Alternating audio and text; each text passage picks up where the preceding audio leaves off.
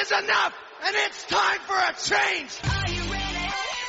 It is Sunday, and you're listening to the Sunday Segue Wrestling Podcast. Give me a hell yeah! Ooh, yeah! With Kinny Killa. Hey yo! We're in the big D-Tonight, baby, and we are live! Woo!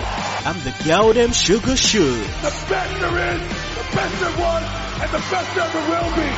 Cause that's the bottom line! The Stone Cold Simpson! Oh, son of a bitch, if you just heard the glass shatter, that's right. I'm back. It is the man of the hour, too sweet to be sour, the one man with no Instagram, Kinny Killa. The Sunday Segue Wrestling Podcast, episode 120. Oh my god, I'm just so glad to be back. It's been 3 weeks, feels like 3 years. G's and P's, but don't worry, the one man with no Instagram is here to bring you the best in wrestling news today. Obviously, wrestling has been a bit sparse at the moment with Raw being a bit up and down, but you know, we've got more wrestling about, so you know, it's keeping ourselves happy, whatnot. But the last 3 weeks have been crazy. If it's not going to watch my boy getting married, if it's not my missus running the 5k, if it's not her birthday, if it's not my missus bloody not my missus, my daughter giving me the tummy bug, yes, that's right, both ends, and also if she didn't give me conjunctivitis, but I made it, I'm still here, it's all good. I am not alone. Obviously Shugs isn't still here. He's got well, a number of things. No longer homeless, got home, no internet. He's got a bust up knee, on the crutches like fucking Rusev, so it is what it is. But obviously, you go to the click. I got my 4 main people up in here. I got one of my boys, my mate Billy, the Mark Johnson. Hello. Hello. Also, obviously, I have my other brother from another mother, Offshoot Radio's own Mr. James Belmont, bringing that Belmont banter. Bring the Belmont banter, Pigeon Patrol kicking your door in right here on Sunday Segue. Okay, with the Pigeon Patrol, why haven't I heard a crrr or something? Like, where's the pigeon? We're working on a soundbite, but we just need a good one. Now, Roxxi. Roxxi. I'm going to say that name a million times because she always saves the day. Here it goes, that Roxxi girl. Roxxi. Hello, ladies. Oh man, and also it's all about Air Force One, Emerald Michael Rodrigues. What are you saying, boy?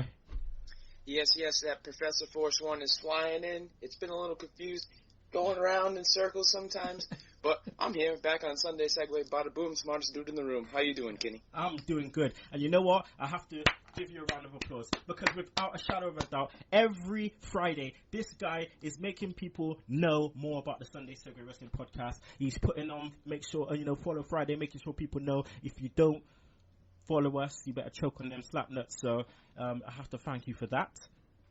No problem, man. So yeah, how you been anyway in general? Oh, good, man. Things are crazy. I got a job, so now I'm working. I got to work today, but I'm working at like 12:30, so it's all good to come on here. Okay. Met a girl, so I got a girl now, so I'm doing all that stuff, So my Professor Force One is a little busy right now. Oh, yeah, it's landed on the side for a little bit. That explains a great deal. Oh man, he's trying to avoid bro kicks. That's what he's trying to do. Roxxi, how's it going, girl? It's alright. It's not too bad. It's alright. How's the other half? How's Mr. Rees? He's awesome. Yeah, he's awesome. I think he's still in bed right now, lazy fucker. But, okay, well, give him a hooty hoo from me when you see him. Yeah, damn right. Yeah, don't give him a hooty hoo, but don't give him a curb stomp and say that was from me. Please don't do that, because then he wouldn't be happy with me. Leave the curb stomping to me. It'll be fun. Oh man, Belmont, you finally got Offshoot up and running. I know you had a little technical difficulties going on. Skype being a bitch to you also. But apart from that, how you been, man? Been doing good, man. I'm off at work for like another 8 days now, so that's pretty sweet. I needed the break, and then when I go back, I'm in a new department, hopefully going to get a forklift license. So things are moving. Shit, forklift. better mind before Belmont starts busting up in people's houses with the forklift and shit. Fucking Grand Theft Auto on the next level. Smashing through Dixie Carter's front door with it. Sell TNA, you stupid bastard. He's just sitting down watching TNA, watching Challenge, just looking at TV, just shouting, "Bitch, don't kill my vibe. Bitch, don't kill my vibe." Bitch, don't kill my company now. I've been like that for months. Billy, how you been, mate? Oh, I'm barely awake, but I'm here. You know, I'm ready. I'm ready. You know, I appreciate that. You know, I appreciate you. Look, listen, I had to get you on here because obviously I can't be talking about New Japan by myself. You know, on a onesie on my Jones. There's only a few of us that watch it. You know, me, you, and Darren Dyer. So, you know. So you turn to me, so I get him on. I need the backup, dog. But nah, as long as you're okay, as long as you're all good. With it, mate. Good. All right. Well, Segheads out there, you know, I've been giving you the best interviews as we do over the last 3 weeks. You know, from the Blossom Twins to Thea Trinidad to Kevin Thorne to Brian Cage. But no interview this week, but still we're back on the same format, Sunday Segue Wrestling Podcast. Make sure you follow us on Twitter. That's at Sunday Segue, spelled SEGUE. Also our website. It's a Sunday Segue podcast.wix.com/Sunday Segue. Please like us on Facebook, subscribe to our YouTube channel with all our episodes on there. We're on Instagram. I'm Not About That Life. It's Jason Clarkson. It's Sunday Segue, all one word. Email us. Also, rate us on iTunes. We're on Podomatic, Stitcher, and don't forget to download that Double Twist player. I have to give a shout out to VOC Nation. That's right, we're on VOC Nation. 5 p.m. Eastern, so don't miss that. Also, Kings of Wrestling Radio, we're on there too. Right about now, usually I have to shout out all the sponsors. So I've got to shout out www.shop.com where you can get all your best WWE merchandise. Also AVG, internet security, make sure you get that, pick up a trial, and help us, support us, pick up a trial, go to our website and go on the promotions. Also Busted Tees, where you can get all your nostalgia hits or and old school TV 90s t-shirts. Also Napster, that's right, Napster is now sponsoring us, so make sure you go check them out as well. Go to the promotion pages. So, shout-outs. Billy, you want to give out any shout-outs? No, I'm good. No? Belmont? Just these stupid wrestling marks that fought with me for 2 days after I said Slammiversary is better than WrestleMania. Ooh. Crimea River slapnuts. Oh, man. I'm not talking to you anymore. Roxy? Yeah, I just want to say, shout out, follow me on Twitter, at that Roxy Girl, same on Instagram, because I've got one, unlike some people. Yeah, also, if you have an Xbox One, make sure you add me, it's XXX, ROXXTARXXX, if you want to get your ass kicked on Call of Duty. Oh shit, she's busting gaming now. Yeah, gaming. She's busting gaming now. What the hell's going on? I'm like, Lord of mercy. Emerald, any shout outs? Yeah. Follow me at Mr. President 92 on the Twitter and at Quinn Wrestles. All right, people. I got a couple of shout outs for the Segheads out there. Again, if I can't fit you in, sorry about your damn luck. I'll fit you in next time. But I want to give a shout out to TW James, indie wrestler, family man, devotee Christian. Give a shout out to SK Paid, who's a rapper. I want to also give a shout out to Matt Roth, Smarking Out. I want to give a shout out to Dave Brown, also BT Wrestling Podcast, Tamara Pierre, Power of Perception, Anthony Pabon, Sin Bodie, that's right, none other than former WWE superstar Kizani, who is following us now. The $1 Million Mark, Brian, that's at WWE Foundation 22, Smart Nation, and Let's Create History, that's at MWF Project X. Okay. So I want to give a shout out to our partners, business partners, Max Wrestling Magazine is maxwrestling.wix.com/Max Wrestling. Offshoot Boys are here. I want to give a shout out to us brothers also in crime. That's Pan Podcast About Nothing, and Kings of the Ring podcast, John Cooper, Steve MB. But let's get into Raw. That's enough talking. I need a drink after that, god damn it. That was a long list, man. You did that really well. Yeah, well, gotta make it roll off the tongue like the R's. So, Raw, we start off Brock Lesnar, Heyman, they return, Beast from the East, just dealt with Kofi Kingston and the whole of New Day. Heyman, massive promo, Billy, very, very long, but he said what he got to say. We obviously, we know what to expect from Paul Heyman, but he had to do it quite differently this time because Brock Lesnar's been gone for a bit, hasn't he? No, I'm not actually watching Raw, so I don't know. Maybe we want to throw a question to the other guys. Okay.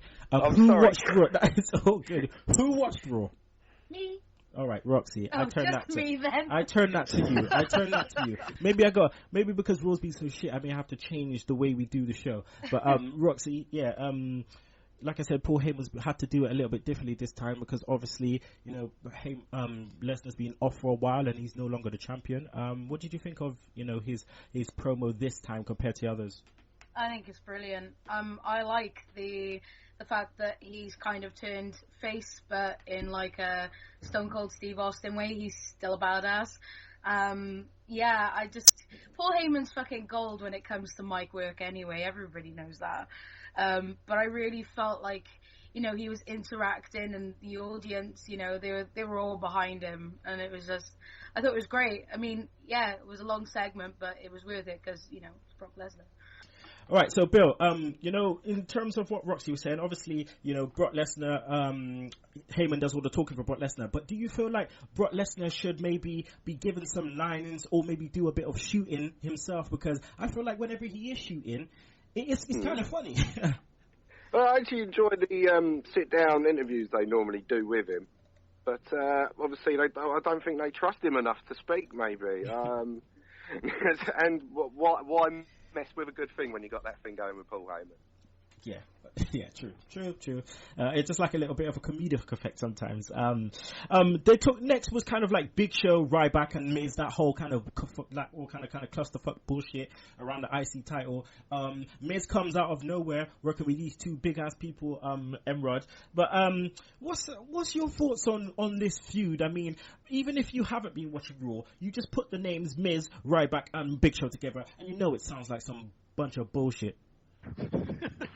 Yeah, man, I completely agree. It is a bunch of bullshit. I just hate it. It's stupid. Big Show, to begin with, shouldn't even be in the spot that he's in 2015. It's not 1995 anymore. The guy needs to just go away, quietly or whatever.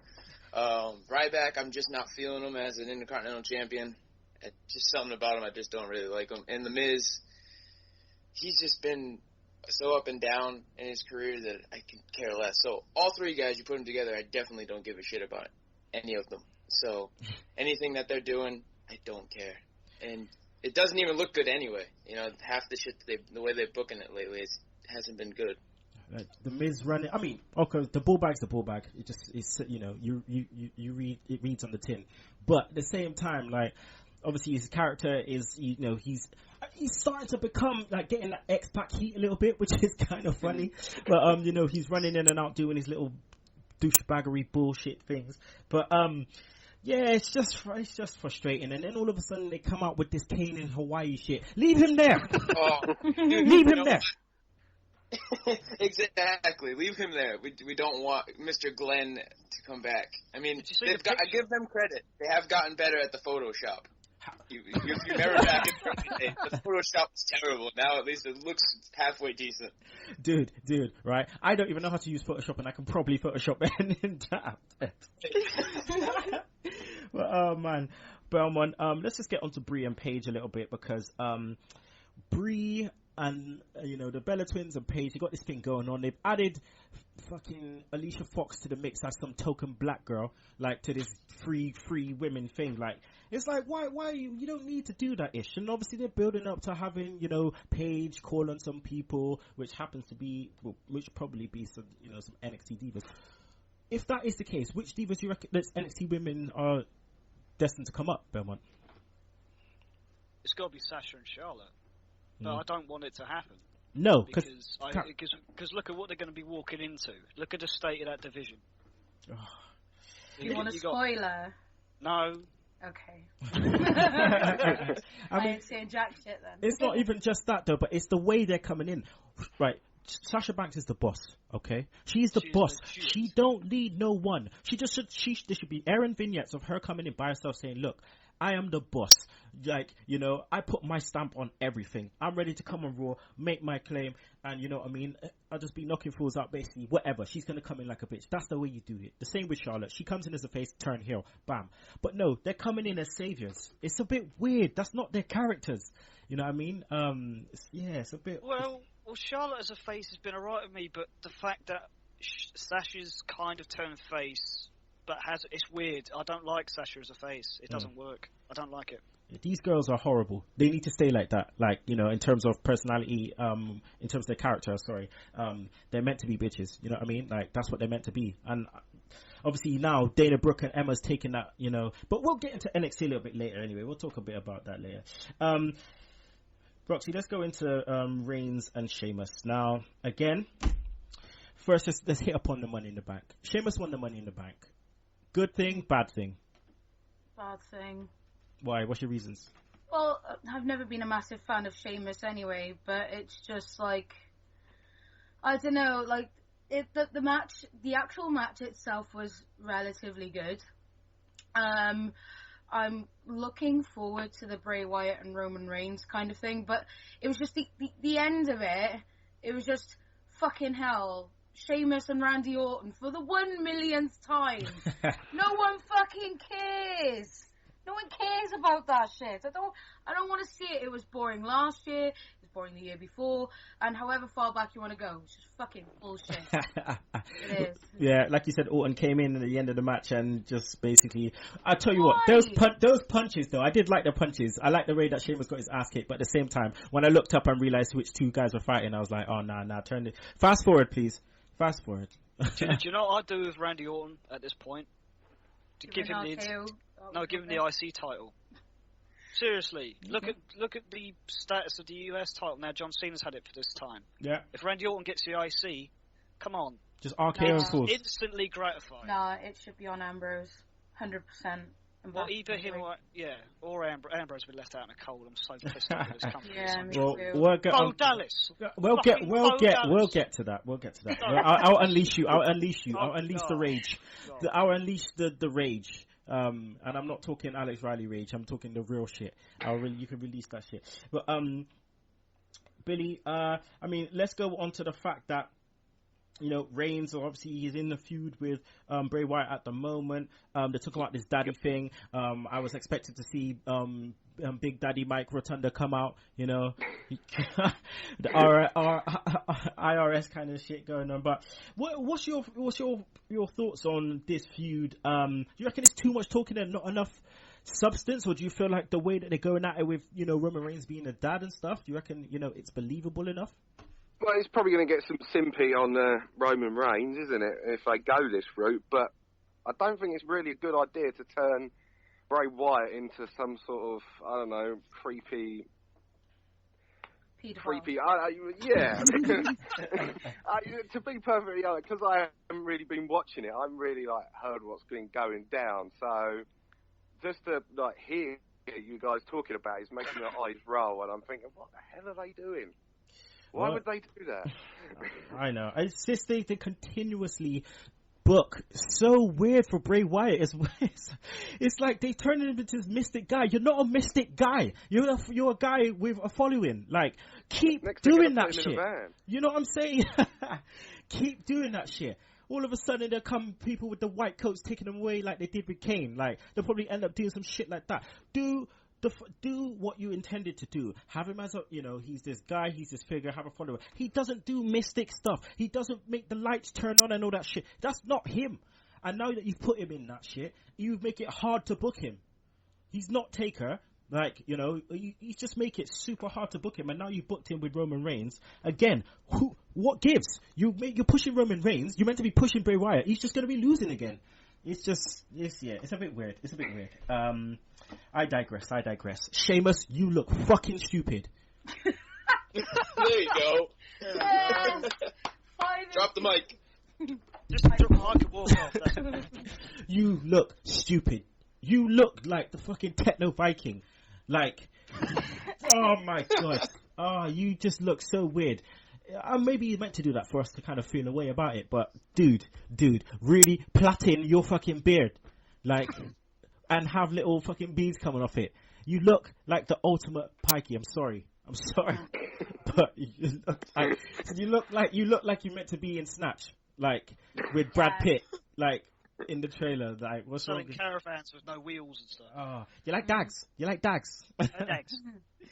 Anyway, let's go on to some more bullshit. Rusev and Dolph Ziggler, Emerald. Now, Summer Rae, really? Yeah. Channeled my inner Miz. Yeah. Really? Run with it, man. Run with it. I mean, you know what? There's been a lot of talk with Dolph Ziggler, you know, possibly leaving, staying, maybe take some time to make a decision. Well, kid, I'm going to tell you something. I'm going to shoot straight from the hip. Ziggler, you better be listening, kid. If you want to come back, you're coming back to this shit, okay? You want to come back to this romantic three-way triangle? Oh, man, it's not even a triangle. I mean, it's a square. We'll go with a square. We're playing Foursquare right now. If you want to come back to that, more power to you, kid. You're retarded. You're stupid. I don't know who your agent is because it's not going to work. I mean, Summer Rae with Rusev, what the hell happened to Rusev? The guy was like a Bulgarian brute. Now he's just like a little Bulgarian pit bull or puppy, whatever you want to call it. I don't know. I'm trying to roll with it. Bitch would be a better. Yeah, there you go. Bulgarian bitch. It's just, they neutered him pretty much right now with Summer Rae. They neutered the poor guy. You're right there. He's carrying on like some little schoolboy bitch. Like he's lost his chick to like the big bully, and like he's just behind the fucking shed with some fucking dead off flowers trying to win her back. Like he's literally trying to fuck America right now. That's what he's trying to do. I would love for him to just come like on air and like just pick up the microphone, go to talk, fake it, don't talk, and then pick up and goes, "Go fuck yourself, America," and just walk off. That's it. Just walk off. Mic drop. That's it. Done. Feud finished. That's it. It is, man. That's the only thing that's going to possibly save this because I mean it's all leading to Lana's first match, I believe, and oh god, it's just I don't know what she can do. I don't even know if she knows how to work. So I just don't like the way they're doing it. And Ziggler, I don't understand what the hell he's doing. I mean, kid, you got to have a bargaining chip, and you're not doing a very good job. He's lost. Belmont, I'm gonna channel my inner Conan. Yo, speak on this. What's left to be said? I was just thinking about this Lana Ziggler thing as well. How long's this going to last? Because to me, it doesn't work. We've talked about this, and the best thing she should have done was go with Cesaro or something. Oh, man. There you go. Someone said it. I just don't understand. Summer Rae with Rusev. Rusev hates America, right? What the hell have you put this girl with this guy for? Like, she doesn't do nothing. She don't do nothing on TV. She don't do nothing for the camera. She don't do nothing. So what is she? You're meant to put people with people to help them, right? Just like, I mean, I'm reading Booker T's autobiography at the moment, the second one. Just like when they took Sensational Sherry, she left and went to WCW, and they put Sister Sherry with Harlem Heat. She elevated them. She elevated them to the next level. What the fuck is Summer Rae gonna do? Nothing. Drag him down further, probably. Exactly. And then you put Lana was doing all kinds of shit, and then you put her with Ziggler. You're just dragging both of them down. This is a bunch of bullshit. Like, where are they meant to go from this? Where, if Ziggler's signing a contract, you sign a contract to make yourself feel that you're going to actually have a chance of winning the world title. If you're not going to do that, fuck off and go somewhere else. You might as well go somewhere we can be could you imagine Billy? Could you imagine him in New Japan? It wouldn't work, would it? That's what I'm saying. Like, he needs to make the right decisions. As right now, he's not. He's talking about, oh yeah, I could go to New Japan and bruv, you're not gonna last out there. One clothesline from Tomohiro Ishii and you're dead. You're dead. Like, you're dead. Maybe, Lucha Underground. Maybe I could see him doing something different there. Belmont, what do you reckon his Lucha Underground name would be? Could you imagine? Jesus, I couldn't even hazard a guess. It wasn't a good thing. Oh man, we've got John Morrison as Johnny Mundo. you got Ricochet as Prince Puma. You got Alberto Del Rio as Alberto El Patron.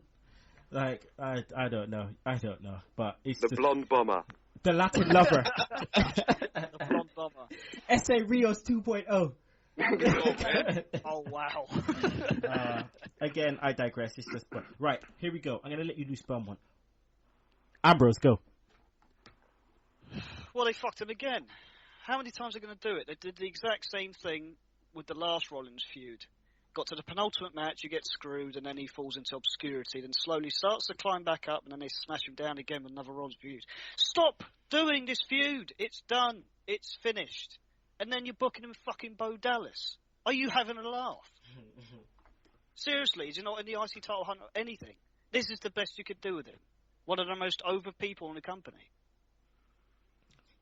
Just help me out. What's the thought process? How do you go from main event in multiple pay-per-views to going against Bo Dallas on SmackDown? Just what?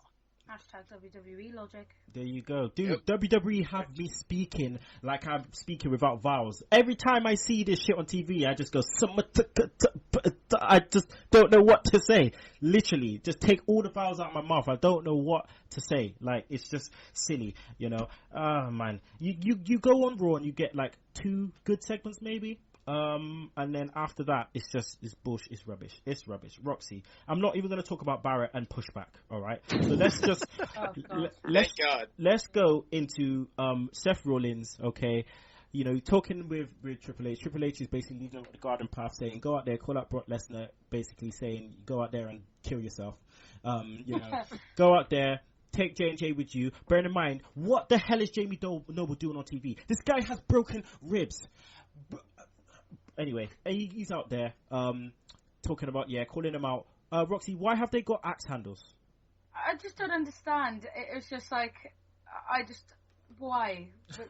Where's the rest of the fucking thing? Like, you know, it was just funny because, like, it's just such a weird thing because, like, Rollins doesn't need J&J security. I mean, look at the height and the weight difference, for fuck's sake. You know, it's like, you know, having like Michael Jordan go out there with like fucking 2 teenage girls, it just looks weird. It just doesn't make any sense, you know. But I was just like, I understood where they were coming from. I mean, personally, I think that Triple H is setting Seth Rollins up for a fall because I think that, you know, Triple H kind of secretly wants to, you know, get rid of Rollins and boost his ego and, you know, go into SummerSlam with him. But it just didn't make any sense. I mean, at the end of the day, you know that Lesnar's just going to come up and fuck you up. It doesn't matter what you've got in your arsenal. He's going to fucking kick your ass, like, you know? Or he's going to bust up your car. So, yeah. But, yeah, I didn't understand. I don't understand it. And to be fair, Rollins is champion. Oh, I'm done with that shit. Put it back on Lesnar. I'd rather it on Lesnar. Yeah, it's gone a bit flat at the moment. I mean, Brock Lesnar comes out. And you're just asking for trouble. Like, I mean, J&J, what do you expect? Brock Lesnar, you piss off Brock Lesnar, he's gonna eat your car, like literally. So he comes out. Here comes, Baldy Walrus. He gets the, you know, the whatever it is, takes out the axes. I'm like, wait, is this PG-TV? You've just given Brock Lesnar 2 axes. What is he meant to do? And then all of a sudden I thought, okay, he's going to fuck up the car. I did not think he was going to go all fucking Street Fighter in bonus mode and just, like, you know, fuck up the car. The guy pulled off the door I know. And hit a fan. Oh. There are some fans I'd like to hit, so hats off to him. You know. With the way the wrestling community is, I'd like to throw a car door into it as well. It was just like bonus mode on Street Fighter, so I know exactly what you're referring to as well. Me too. Good times. Oh my god. Like... But it was just like, you know, ripping the fucking door off. I was just like, oh. It's a shit car anyway, but there we go. He was going full pelt with that axe as well, man. He was so funny. He's getting stuck and everything, like. He looked like a fucking roided up fucking lumberjack. That's the one. Emrod, what about when Brock decided to finish with that, right? J&J come out. He literally, like, just breaks. He says, oh, I broke your ribs, so I'll just break your arm. There you go, Jamie. Night. Don't talk like that to the champ. Bye. You know, kind of thing. And then he just like, he's German suplexes Mercury. Yeah, well, Jamie went in and he's like, you can't do that to J&J's car. You just can't do that. That's just not cool. I mean, what the hell's wrong with you, Brock? Jesus. I'll tell you what was funny, right? the best bit about it was when Brock Lesnar took off his top and he jumped the ring. He jumped the ropes like he was jumping rope, like he was doing fucking jumping rope, like fucking on the road with little girls. Like he jumped the rope and just like chased Rollins. Oh my god. He's a freak athlete. He's a freak athlete, man. And he can do just about anything he wants. I don't want to be in a ring with that guy, ever. I don't want to be in a room with that guy. Never mind a ring. Oh, man. Anywho, again, we digress. Let's go to Lucha versus The New Day. Okay. Belmont. Titus O'Neil on commentary. What was going on? Did you see that bit? Did you see that bit? You had it on mute? Okay. Roxy. Titus O'Neil on commentary. What was happening? Because this guy decided just to take over the whole shit and just decide to have a one-on-one beef with JBL. Yeah, I was more interested in the commentary than the actual match. I was getting ready to skip it, and then I was just like, oh, Titus O'Neil. I was just like, what the fuck is going on here? I was just... It was like, literally, it's like the commentators are out there to get what's going on in the match over. But it was all about, the commentary. No one really gave two flying fucks to what was going on in the ring, to be fair, were they? Mm. Everyone was just, more interested at home, at least, than what was going on commentary. I love Titus O'Neil. I think he's funny as fuck. Yeah, I'm gonna have to watch it back just for the commentary. Cause it's actually really entertaining. You've got to just, watch it don't watch it. Just lie there on your bed and just listen to the commentary. Like, he goes in on JBL, like, literally, like, what's that move, JBL? What's that move? What's he doing? What's that move, JBL? Can't even call the match. Like, and then they start rinsing each other's suits and shit. Like, it's just funny. Oh man, they were going. If I had a guitar, I'd smash it over JBL's head. Oh yeah. Belmont, right? I'm loving Xavier Woods and what he's doing for New Day. Is just great. Yes. Do you reckon they took the titles off them too soon? Yeah, they took him too soon. I thought they was going to hold him to at least SummerSlam because they had a hell of a heel streak going on. And they should have kept that going. They should have kept scraping out the wins and stealing matches until SummerSlam. Then give the titles to the primetime players. They did it too soon. This is the problem. They do it too soon or too late. It's like kind of like what they're doing to Enzo and Cass on NXT. Yeah. Same thing. But they're still, they're still a very good heel team. They just need to get back some of that momentum they've lost. Mm-hmm. Okay, I like that. Again, Billy, do you reckon Kalisto's being misused? Do you reckon they should have give him a shot by himself and be the kind of new Rey Mysterio? Well, yeah, clearly they've got a superstar on their hands, and he could certainly fill the Rey Mysterio spot. So it's not doing anything being with Sin Cara, is it? Not doing anything for his career at all. They are over, but it's like it's weird, they're being misused, and I mean they've been over ever since they came in. And I think that Kalisto, again, everyone looks forward to seeing Kalisto because some shit's going down. Like something's gonna happen. That you could see that from the live crowd as soon as he comes in. He does his flip over the top ropes. You know what time it is. Yeah, he's definitely over. It's just whether the office want to push them as a top team, and I don't think they want to do that in a minute. It's the primetime players. I'm guessing they're the top babyface tag team. All right, main event time, baby. Cesaro versus Cena. Now, Cena comes out, yada yada yada, talks the same old shit. Then Kevin Owens comes out saying, tired of you talking about the same old shit. Saying that he's going to challenge him. Then Cesaro comes out, which I absolutely love because everyone's been saying, okay, what now for Cesaro? What now? He's had an amazing match last week. What now? Comes out, basically tells Kevin Owens where to get off.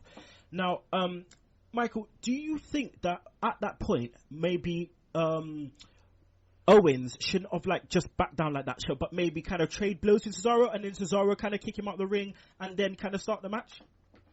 Yeah, I mean, Kevin Owens has been building himself as like a legit badass. No one can touch him, that type of thing. And just walking away like that, I mean, I would have put up a little bit of a fight, maybe to set up a three-way, you know what I mean? Because that's what I was thinking when I saw Cesaro come out. I was like, oh, maybe they're going, three-way with it, you know what I mean? But I don't know. But the match, like I said, man, it was really, really good. Like, I wasn't expecting it. I mean, I'm sitting there, you know, covering it because I have to, and I have my headphones on, and I'm just, like, staring at the TV like, this is really, really good. And I'm just, like, batting my head against the wall like, WWE's not going to do anything with this. I mean, how can they not? You look at this guy, he has everything. And he was showing everything in that match against Cena. He can hang with the big boys. And yet, they don't give him anything. But hopefully this is the start of something. And I also like this little tribute to Tyson, where he's got his part of the T-shirt on his arm, you know, giving tribute to his buddy who got hurt again, unfortunately. So he's gone now. So I really just hope they keep Cesaro, you know, in the limelight, and this is the start of that, because he showed everything in that match. And how WWE can't, you know, do something with that. You know, you've been around for 50, 60, 70 years, and you should know how to book a superstar, and one's right in front of you, and you don't know how to use it. I don't know what else to tell you. I know, man. It's a shame. I mean, the guy went in there. He was pulling off all kinds of moves. Oh, God, this guy did a spinning uppercut off the top rope like he was fucking Sagat doing a tiger uppercut. Like, what the hell? Like, that was a Street Fighter finisher right there. I was like, what is this guy doing? He's doing a tornado uppercut thing off the, like, all right, let me calm down for a bit because I'm getting too excited. Roxy, this match, Cena, I have to say this now. I am actually loving Cena these last couple of months. Anything to do with US title and the matches have been so good. He's been adding to his repertoire. He's been doing all kinds of shit. Man's been doing drop kicks, hurricanranas, he's doing new moves that I've never seen before. It's like, I gotta commend him for that, man. Yeah, I hate to admit it, but I've actually really enjoyed watching Cena as well. And you know me, I can't stand the guy. But at the end of the day, I'm all for any wrestler that are, you know, willing to try and improve themselves in any way they can. I mean, I noticed that there was a move he tried to pull off during the match. Was it this like stunner thing that he's doing? Oh no, yeah. Springboard stunner. Yeah, that was a little bit of a botch, and he does need to work on that. But fair play. John Cena, they've been putting him with the right guys. At the end of the day, I think that John Cena works better with those that are in developmental, because it makes the developmental look good, and it makes him look good, you know, as a standalone superstar. And it was credit where credit's due, especially Cesaro as well. Class A match. I just didn't really care for what happened at the end. I mean, obviously Cena got the win because he's John Cena, but, you know, it was a very, very close match. Anything could have happened. But going back to what you said at the start of the match, where you had Kevin Owens coming out, obviously they're trying to make him look as a big heel and trying to make him look strong coming into the WWE. You know, Cena just, you know, hit a spot on him and you know, made him look weak again at the end when he came out to, you know, try and attack John Cena. And it's like, what are you doing with Owens? Like, you've brung this guy up to try and make him look like a badass, and it just, the match made it for me, but I felt sorry for Owens at the beginning and the end, because I just feel that in that particular match he was overlooked big time. See, I thought it was okay only because he's had everything given to him over the last couple of weeks in terms of, like, he's powerbombed Cena like 3 times. Cena has got shit on him. Like, this is the first time Cena's got anything on him, because obviously Owens hasn't allowed him to do anything. And then this is actually the first time he's kind of been put in like bad light. So in some regards, like, I can understand where you're coming from in terms of, you know, they brought him up and he's, you know, now he's kind of looking, he's lost on the weekend, which was one thing already, you know, losing the NXT title, so maybe that was enough. So I get what you mean. Like, but yeah, that was the end of Raw. Cena won, top rope AA. Needs to get rid of the springboard stunner. Cesaro needs to get pushed. Hopefully they go into an angle now where Kevin Owens wins the US title and goes into a program with Cesaro. That would be amazing, that program Cesaro against you know, Kevin Owens. But alright, so Raw rating please, Billy. Just from what you've heard, mate, just from what you've heard. Of 2. Okay, fair enough. Belmont. I'm not going to rate it high for one good match, so I'm going to give it 2 as well. Okay, Roxy. The show as a whole, I give it a 2. But if you're gonna like break it down to the Lesnar segments and match and the, John Cena and Cesaro, I'd probably give it a 7, 8, if it was just that. Okay. And Emrod? Cena and Cesaro push it up to 3. So good job, guys. Clap. Not quite Bret Hart 4 out of 10, but close. Oh my god. Okay, guys. So that's the end of Raw. Raw feedback. Let's have a look. See what's on there. I don't think we have much, but what we do have is Mr. Tim Vicious, the Vicious Ranter himself, is saying, "Never piss off Brock unless you're willing to see your car get destroyed." The Cookie Cutter podcast himself, Michael Cook, said car door throwing needs to be put in the Olympics. Cesaro should be the next feud for Owens. Either Cesaro causes Owens to lose at Battleground, or he challenges Owens for the US title. And yeah, yours truly, Belmont, just said, haven't watched since Money in the Bank. Enough said, it's been complete garbage. Which was liked by myself, so I got a thumbs up for it, so it's worth saying. Oh god. Alright, we're gonna go to a break now, then we'll be back with Sugar Stunners. RIP SmackDown in 60 seconds, where we talk about New Japan Pro Wrestling's Dominion pay-per-view. The Segue Time Machine, someone's gonna take the 10 count, and track of the week, so don't you miss it. Live from the In the Room studios located in the Net Carrier Enclave, this is the VOC Nation Radio Network. Hey everyone, it is your favorite knockout, Mickie James, and you're listening to the VOC Nation. Hey there, hi there, ho there. Thanks for coming on down. It's Save Wrestling, the podcast, and the business-making town. I am your award-winning hostess with the mostest, Shelly Funtime Martinez, and she is my co-host, Dazzling Danielle. Woo! Hello out there. And together we are the Martinez Girls. You finally did it. And you can join us here Monday, 6 p.m. Eastern on the VOC Nation as we save wrestling together, Danielle. Fighting crime. Woo! Hey, it's me, the mouth of the South, Jimmy Hart. Net Carrier has many great products and services to increase your bottom line. Be sure to ask your Net Carrier representative about our hosted PBX. Call Net Carrier today for a free analysis of your phone bills.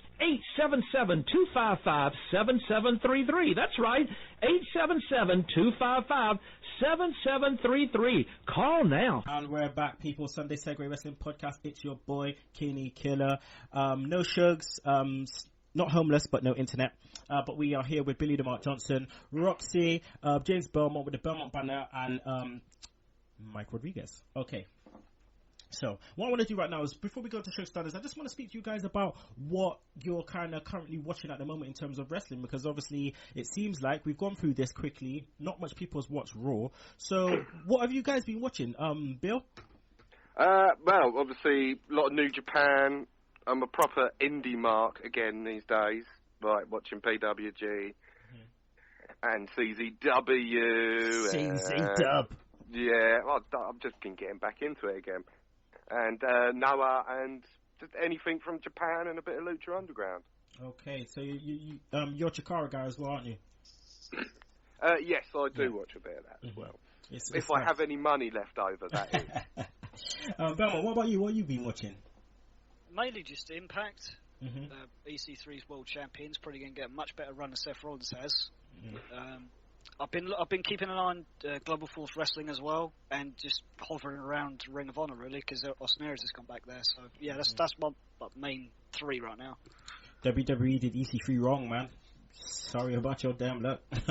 Yeah, another person they shouldn't have let go, but actually it was the world's gain, because look at him now.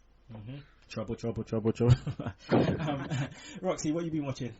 I've been doing a lot of British indie work recently myself, but I've also been going to a couple of shows and, getting my fingers in a lot of pies. But obviously the main thing for me is NXT right now. Been dabbling in a little bit of Ring of Honor, but NXT is where it's at for me. Okay, well, I will come to you with some NXT-ish in a bit. Rod, what you been watching? Pretty much some TNA, some ROH, some NXT, some Lucha Underground. I'm trying to get back into New Japan. But yeah, it's pretty much what I'm into right now. Okay. All right. So let's go into Shook Stunners. All right. So jobber of the week has to be that fucking red Cadillac. You jobbed out, son. You jobbed out. You got buried. Are you kidding me? You tapped out, man. You tapped out, and yeah, I think Brock Lesnar basically gave you the Kimura and broke your fucking door. So it's all over. It's all over there. Move of the week. I think there was a lot of boos in the Cesaro match, but it's either going to be the spinning uppercut or it's the Olympic door throwing that hit the fan. Guys, what do you reckon's move of the week? It's got to be the uppercut. The door throwing. Door throwing. All right, Roxy, you watched Raw as well. Tell me which one, either the door throwing or the Tiger uppercut. I'm gonna go with Tiger uppercut. Tiger uppercut. All right, there you go. Yep, we got the Tiger uppercut. Wrestler of the week. Oh, it's hard. For me, it's either Cesaro or fucking Brock Lesnar. Oh man, let's give it to Cesaro, man. Let's give it to Cesaro. Let's give it to Cesaro. My man Cesaro takes that down. Right, let's talk some NXT rocks now. NXT again being a bit up and down because they've pretty much a lot of people's injured at the moment. They've been pushing hard Finn Balor and Kevin Owens, Samoa Joe, Rhino. Finn Balor just won the title, which is great. He's going to get his run. Where does he go next? Because Kevin Owens is gone now. So where does he go next? I don't know, to be honest. I mean, that's a very good question. There's a part of me that believes that maybe Baron Corbin might be coming up and having a go. God, no. He's not that bad. He's not the best, but he's not that bad. He's so boring. Yeah, but that's the thing, though, Sears. I've always liked him. He's like the silent hunter kind of guy. I mean, the whole counting, when he's in a match and they're counting how long it's going to take for him to get him out is a little bit Ryback-ish, which I don't like. But I don't know. Give him the opportunity to actually be in a match and showcase himself. I think it'll be a pretty good feud. I mean, I don't know. What do you think, guys? Samoa Joe. It's got to be. You reckon? Could you imagine a Finn Balor Samoa Joe feud? It'd be amazing. I could, but it'd be a bit weird. I think it's gonna end up. I think regardless of what's gonna happen, it's gonna end up Hideo and Balor at some point. Oh, I cannot wait. That'll be it. Yeah. It's gonna end up them two, which we'll probably see a GTS for him taking the title, because once they face, Hideo's taking the title and Balor's going up, and that's I think that's what's gonna happen.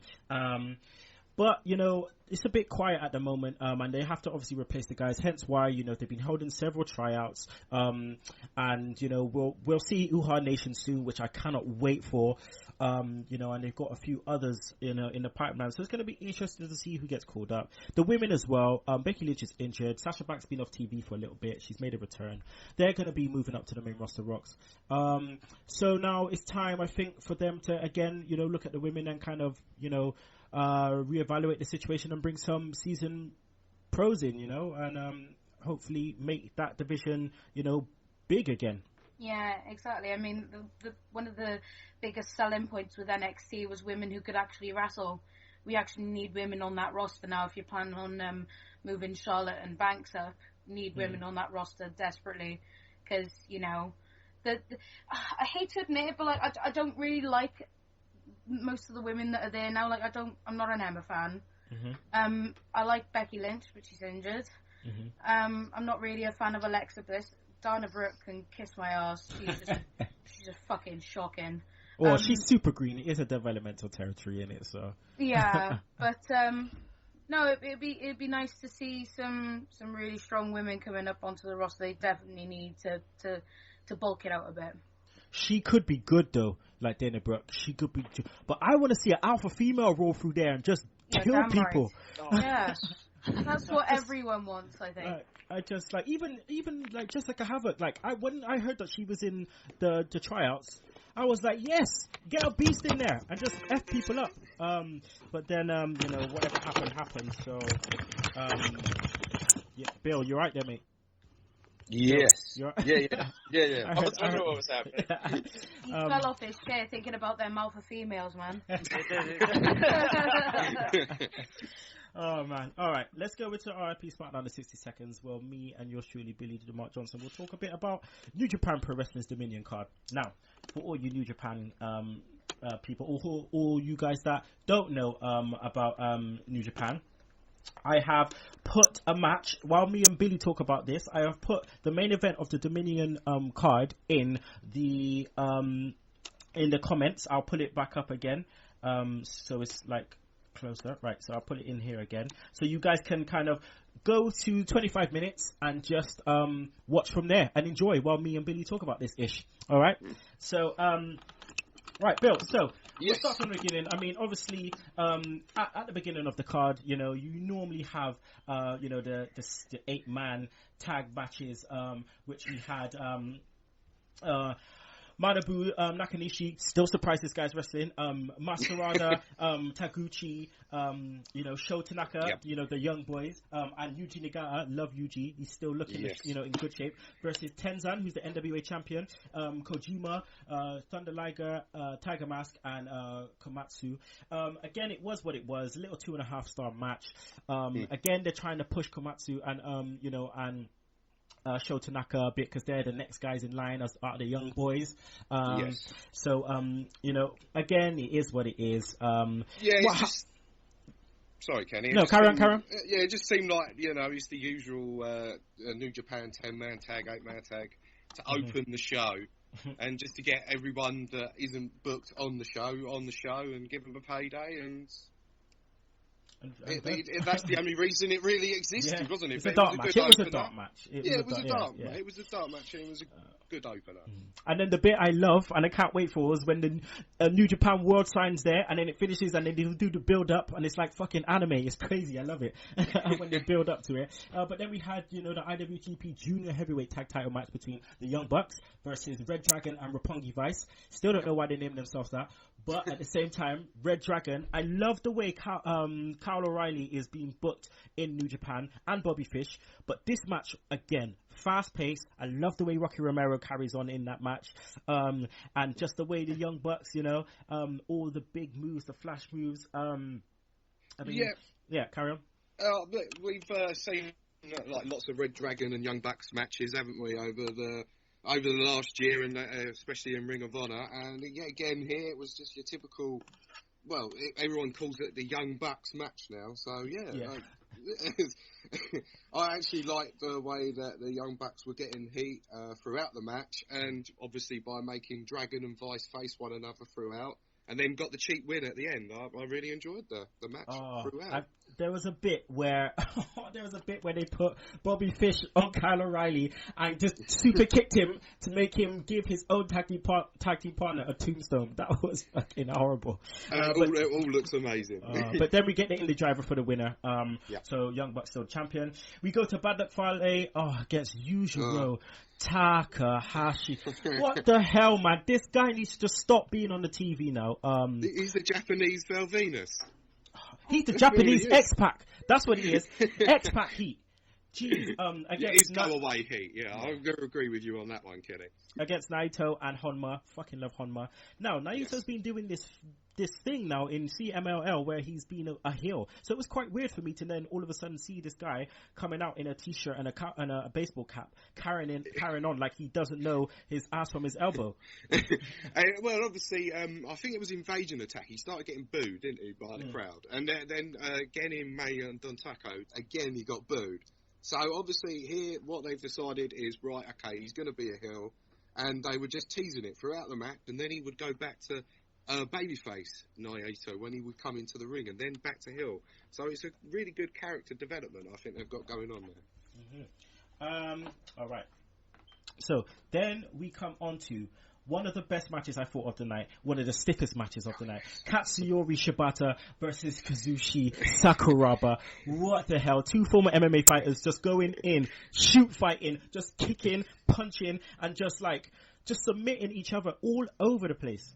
It was just a struggle, wasn't it? It was a fight, a struggle, like you would see in an MMA fight. But then I wouldn't expect anything different from these two. They are, like you say, two former MMA fighters, and what I really did like about the match was obviously when Sakuraba had Shibata in a submission hold and he was going to chomp on the rope, to break the hold. I thought that was amazing. That was wicked. Those sequences of submissions were really good. You had a sleeper into an arm bar, again back into the sleeper, dragon sleeper. It's just crazy. It was absolutely crazy. And then one of the best finishes, which was great. When he put his teeth on the ropes, Shibata like just completely just beat up Sakuraba, standing rear chokehold, but then he would just have just sat down and then basically just gave him the PK kick. Now for all you guys out there, the PK kick is the penalty kick, right? Now what he does is he sits them down and literally just kicks them in the face. He literally kicked the teeth out of the back of his throat, didn't he? It was horrible. It was absolutely brutal. I want to wonder where they're going to go with Shibata next, because they've had him for about 3 years. He's been fighting like all these retired MMA fighters and whatnot, and I just want to know where they're going to take him next, because in my opinion, I see him as a perfect in the IC title hunt. Okay. IWGP Junior Heavyweight title, Kenny Omega the Cleaner versus Kushida, who was won the Super Junior best of to get this opportunity. Now this match went long and it was fucking amazing. The build up, showing the little pictures of Kushida when he's a kid doing moonsaults on his dad and shit, like that was amazing. I really do enjoy that video package. They've had it for about 2 years, on and off they've been using it, and every time it makes me want Kushida to win more. Yeah, again, this is Kushida's push has been amazing. His performances since Alex Shelley's not been in the mix a bit has been great. Here again, they've been attacking both legs and attacking the arms and shit, and just basically kind of weakening each other. And Kenny Omega went for his finish. I thought he messed it up, and then he went for it again and just missed like with one arm. Like I thought that was great. The finish was tremendous. I really enjoyed the story of the match where obviously Kushida hurt his knee and he was selling throughout, and then there was one part where he went to go and do a bridge and he would fall down because of the because of what was going on with his knee. It was a tremendous story, and I thought this was definitely my match of the night. Sneaky as hell Kimura, that he just propped up, and then like he tried to break out of it. Kushida just held on like a beast, and then there you go. I'm so surprised that Omega tapped out. Very, very surprised. I think where they're going with it, Kenny, is they're going to go with obviously Kenny Omega. They've teased this at an Invasion Attack was that him and AJ Styles have got some sort of issue coming, and I reckon that at Wrestle Kingdom 10 is going to be Kenny Omega and AJ Styles, and later on obviously they would tease that again, wouldn't they? Yeah. Guys, did any of you watch the footage I just put up? Yep, that last sequence was insane. Keep it there, because when I get to it, I'm gonna ask for you guys' opinion that not normally watch New Japan, because I get that kind of fresh feel. Never idea. Open weight title, Togi Makabe versus Tomohiro Ishii, same as always. Ishii just killing himself. This guy is a big guy, right? And this guy decided to do a suicide somersault plancha off the top rope, and Togi Makabe just thought, fuck this, I'm not catching you. They beat the shit out of one another again, didn't they? And obviously, because Ishii hurt that shoulder last year in the G1, he's had it strapped up for the entire year. So what they go and do at the beginning of this match is they remove the tape and whatnot, and then obviously they did the big fucking botch, and then what did Ishii do? Fall right on his shoulder, and they had the doctor out there. So yet again, Ishii's shoulder is hurt. But take that shit up again, mate. But then, exactly. That's because he's the Stone Pitbull, and obviously he just don't give a shit, and that's what I love about the Ishii character. Makabe, King Kong knee drop for the finish, horrible, absolutely horrible. And I'm talking, guys, like he's hanging them off the ropes and just knee in your face. Oh, it's horrible. It certainly was. It was certainly being stiff with one another. But yet again, I thought, well, maybe it wasn't as stiff as the other one. There were other battles. IWGP Tag Team Title match, The Kingdom, Matt Taven and Michael Bennett versus Doc Gallows and Carl Anderson. Carl Anderson and Doc Gallows took it down. I am actually pissed off with these round of matches. They need to stop it now because it's too much. The focus is too much on Maria. Carl Anderson looks like an absolute fool. Amber Gallows, what the hell is she doing there? And it just looks silly. And then from Invasion Attack, I think when they just sweet chinned what's it called? What's her face? Maria. That was horrible. Maria, yeah. Oh man, but yeah. It's for them to be perving on Maria. I don't understand it, because obviously you got the cameraman zooming in and out of Maria and all the time, and I actually haven't enjoyed this feud. I think it's gone on for way too long, and hopefully they move on and bring the Achille Elite Squad back, and maybe we can have a feud between the Bullet Club and the Mission and Killer Elite Squad. Yep. Killer. Just let the people know who the Killer Elite Squad are. Oh yes, for people that don't know, that is Davy Boy Smith Jr., Harry Smith, or Lance Archer Hoyt in TNA. Mm-hmm. Okay. Then we had Tanahashi versus Toru Yano. I love Yano so much. I mean, this match is what it is. You know, their psychology and stuff that they have together is so funny. Almost trying to, you know, drag each other out, taking off the turnbuckles and hitting each other with it and stuff. Low blows. It was a real fun match, wasn't it? It was a good comedy match. And obviously, what they need to do at this stage of the year is to, because he's so beat up and beaten down, he needs a bit of a break, so they put him in this feud for a little bit of comedy and a bit of light relief, and then he can put his working shoots back on for the G1. All right, let's speed this up. We had the final two matches of the pay-per-view, the IWGP Intercontinental title match, Hiroki Goto versus Shinsuke Nakamura. What can I say? Another match of the year candidate.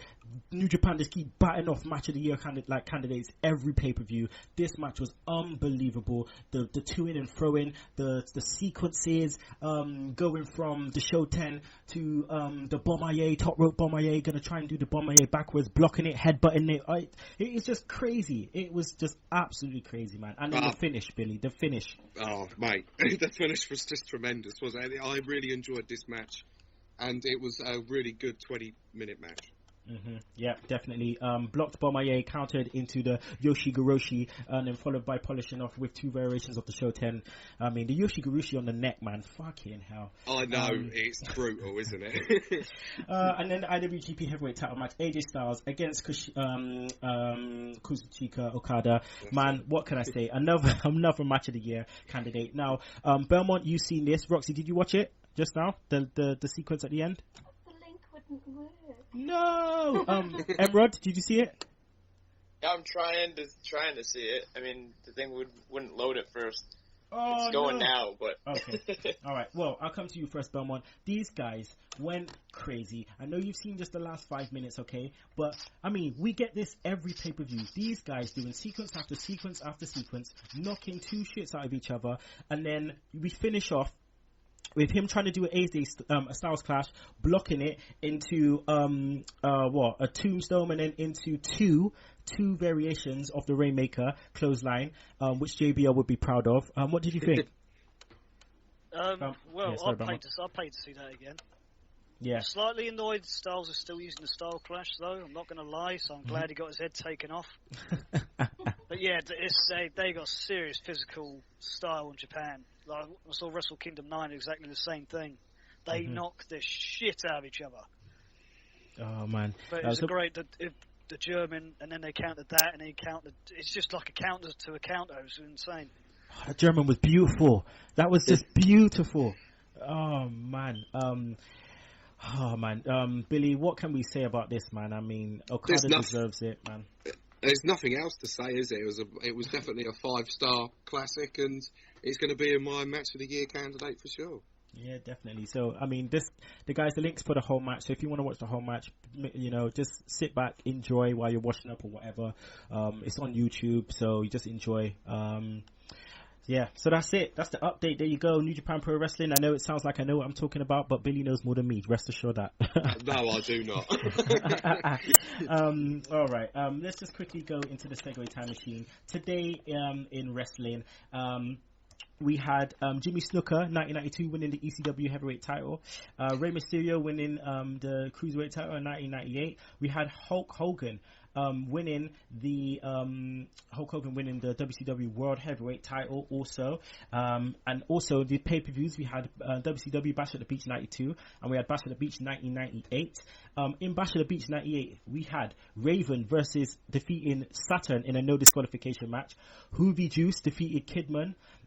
We had Stevie Ray defeating Chavo Guerrero, hair versus hair match, Eddie Guerrero defeating Chavo. Then we had Conan defeating Disco Inferno in a 2-minute match. Big Show, the Giant, defeated Kevin fucking Green. We had WCW Cruiserweight title, like I said, Rey Mysterio defeating Jericho in a 6-minute match. Booker T television title, beating Bret Hart by DQ. Goldberg beating Kurt Hennig, 3 minutes, World Heavyweight title. And then Hogan and Dennis Rodman defeating Diamond Dallas Page and Karl Malone. That was the one. So yeah, there you go. And I want to say also today a big happy birthday to Brock Lesnar. It's Brock Lesnar's birthday today. Okay. Yeah. And also happy birthday to Sami Zayn. Happy birthday to Sami Zayn. Same birthday. Same birthday. Oh, there you go. cool. There you go. Happy birthday.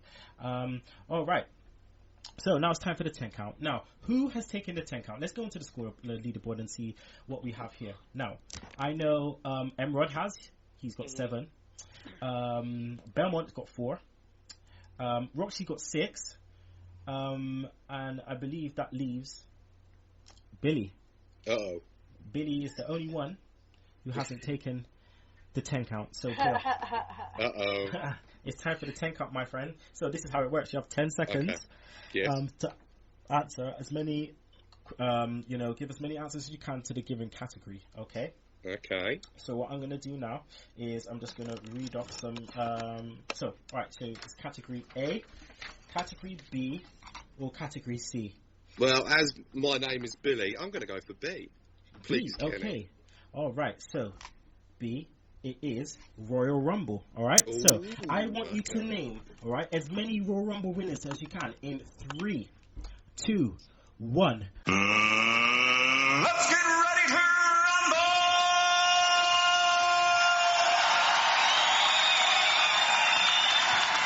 Go.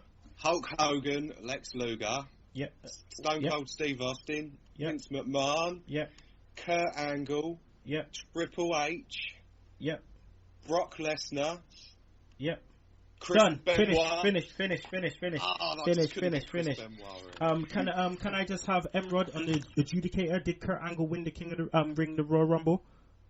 I believe so. Yes. Okay. All right. Wait, no. I think we have to check that one. Yes, I don't think he did. Brock I Lesnar? don't think he did. I know Brock did. Yeah, let's check this. Let's check this right now. It was Royal Triple Rumble H in 02, and he last Kurt didn't win. Kurt never won. Kurt never won? Okay. Yep. So let's scratch that off. So, Billy, you've got 1, 2, 3, 4, 5, 6. Oh, 6. hey. You got 6. Okay. Hey. You got What's 6. my prize? Yeah.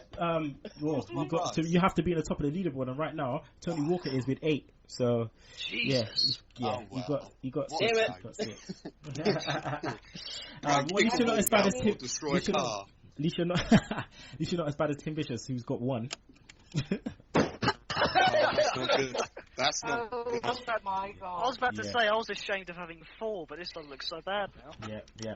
All right, people, that is the end of the show. I am very, very, very, very happy to be back. I have to say a massive thank you to all the guys. Inside joke with the technical difficulties that happened for me with my daughter switching off the mains, which is great. Thank you, Kida. Love you, babe. But yeah, cannot do this, without you guys. So I have to say a massive thank you to Billy DeMarc Johnson. Let the people know where you can find it on the Twitter again, please. Thank you very much, Kenny, for having me on again. And I'm on the Twitter. It's at Billy222me and at Rance Wrestle. If you want to follow me, go ahead. All right. Also, can't do this without James Belmont, Pigeon Patrol. Let them know where they can find you on the Twitter again, please. Find me on that evil Twitter machine at JX2001. You can find the official Offshoot Radio account at Offshoot Radio.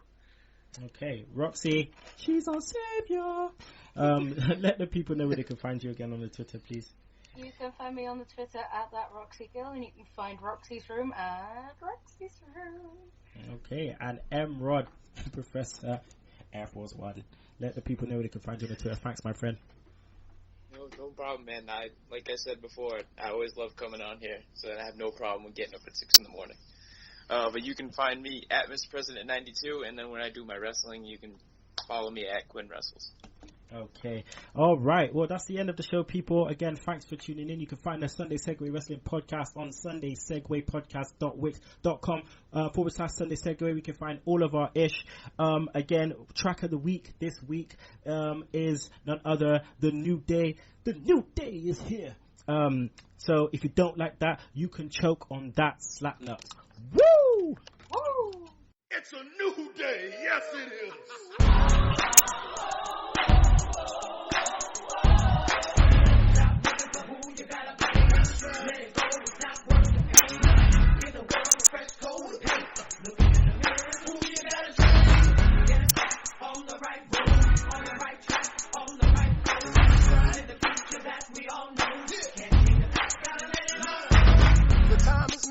moment is here. Get rid of your fears, no time for the tears. Because we gon' make it. The future is ours, cause we got the power in the palm of our hand, given the chance, you know. And when it seems everything's wrong and the pressure is on, that's when it's time to be strong.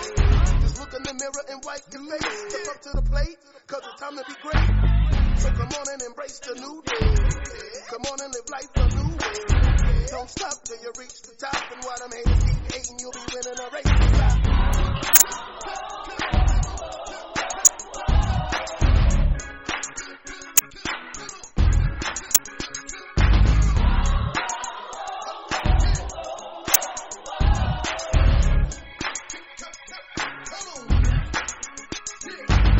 It's a new day, a new way of living. You see it and want it, you gotta believe you can get it.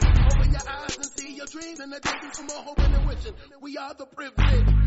Through faith, all things are possible. And with the power inside and no stopping you, we won't hesitate to fight for a better day until we inevitably claim our victory. No more time for depression and stressing. Prepare despair with the power of blessing. No fear in here, we use faith as our weapon for the new day, new way with no half stepping. Stop looking for who you gotta be. Let it go, stop what you can. Get the world a fresh